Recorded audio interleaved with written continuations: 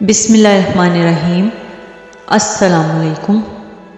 یمن کے ایک آدمی نے اپنے لڑکے کو سفر پر بھیجا تو اس کے ساتھ ایک غلام کو بھی روانہ کیا۔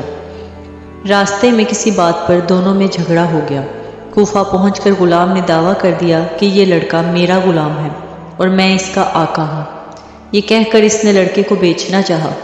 جب یہ مقدمہ حضرت علی رضی اللہ تعالیٰ عنہ کی خدمت میں پیش ہوا تو آپ رضی اللہ تعالیٰ عنہ نے اپنے خادم سے فرمایا، کمرے کی دیوار میں 2 بڑے سوراخ بناؤ اور ان دونوں سے کہو اپنے اپنے سر ان سوراخوں سے باہر نکالیں۔ جب دونوں نے اپنے سر سوراخوں سے باہر نکال لیے تو حضرت علی رضی اللہ تعالیٰ عنہ نے خادم سے فرمایا، رسول اللہ صلی اللہ علیہ وآلہ وسلم کی تلوار لے آؤ۔ خادم تلوار لایا تو آپ رضی اللہ تعالیٰ عنہ نے خادم سے کہا، غلام کا سر کاٹ ڈالو۔ یہ سنتے ہی غلام نے فوراً اپنا سر پیچھے کر لیا جبکہ لڑکا اسی طرح کھڑا رہا۔ یوں آپ رضی اللہ تعالیٰ عنہ کی حکمت عملی سے معلوم ہو گیا کہ غلام کون ہے۔ خلفائے راشدین سواد 124۔ اسی طرح ایک مرتبہ حضرت علی رضی اللہ تعالیٰ عنہ کے پاس 3 آدمی آئے اور کہنے لگے، ہمارے پاس 17 اونٹ ہیں، ایک کا حصہ کل اونٹوں کا آدھا ہے، دوسرے کا حصہ تہائی ہے، تیسرے آدمی کا حصہ سب اونٹوں میں 9واں ہے۔ آپ رضی اللہ تعالیٰ عنہ ہمارے درمیان اونٹ تقسیم کیجیے مگر یہ شرط ہے کہ انہیں کاٹنا نہ پڑے۔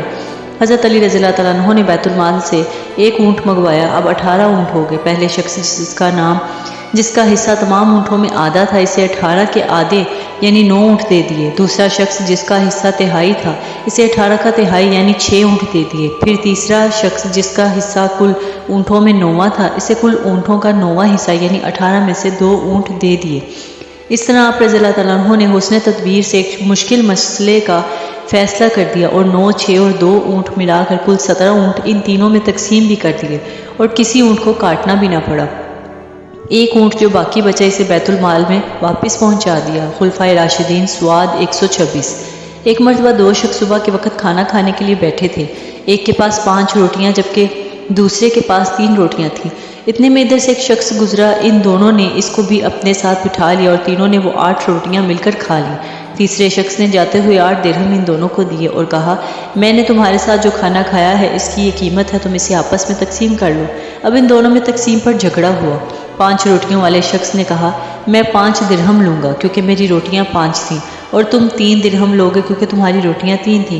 دوسرے نے کہا، نہیں، رقم آدھی آدھی تقسیم ہوگی۔ دونوں یہ معاملہ لے کر حضرت علی رضی اللہ تعالیٰ عنہ کی خدمت میں حاضر ہوئے۔ آپ رضی اللہ تعالیٰ عنہ نے مشورہ دیتے ہوئے 3 روٹی والے شخص سے فرمایا، تمہارا ساتھی جو تمہیں دے رہا ہے اسے قبول کر لو کیونکہ اس کی روٹیاں زیادہ تھیں۔ وہ کہنے لگا، میں صرف انصاف والی بات کو قبول کروں گا۔ آپ رضی اللہ تعالیٰ عنہ نے فرمایا، انصاف یہی ہے کہ تم 1 درہم لو اور تمہارا ساتھی 7 درہم لے۔ اس نے حیرت سے کہا، میرے ساتھی نے مجھے 3 درہم دینے چاہے لیکن میں راضی نہیں ہوا۔ آپ رضی اللہ تعالیٰ عنہ نے یہی مشورہ دیا مگر میں نے قبول نہیں کیا، اور اب آپ رضی اللہ تعالیٰ عنہ یہ فرما رہے ہیں کہ انصاف کے طریقے پر میرا حق 1 درہم بنتا ہے۔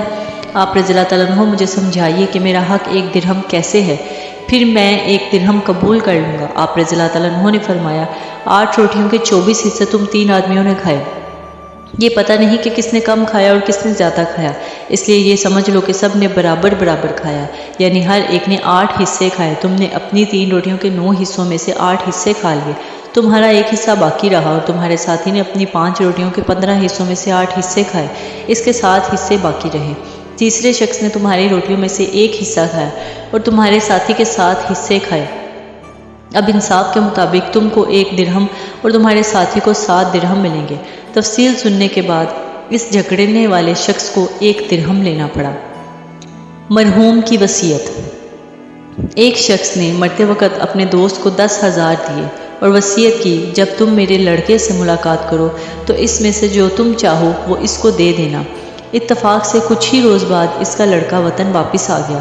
اس موقع پر آپ رضی اللہ تعالیٰ عنہ نے اس آدمی سے پوچھا، بتاؤ تم مرحوم کے لڑکے کو کتنا دو گے؟ اس نے کہا 1,000۔ آپ رضی اللہ تعالیٰ عنہ نے فرمایا، اب تم اس کو 9,000 دو، اس لیے کہ جو تم نے چاہا وہ 9,000 ہے، اور مرحوم نے یہی وصیت کی تھی کہ جو تم چاہو وہ اس کو دے دینا۔ خلفائے راشدین سواد 125۔ سبحان اللہ، بہت شکریہ۔